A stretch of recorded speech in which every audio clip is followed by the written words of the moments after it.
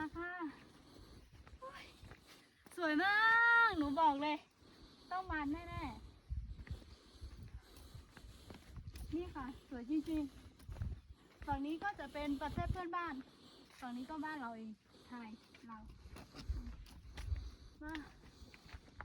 สวยจริงเลยสวยมาก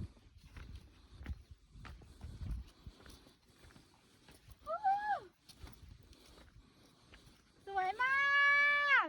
บอกเลยสุดยอดแต่มองแบบนี้มันอาจน่ากลัวนะเสียบตาไม่เอาละสวยมากบอกเลย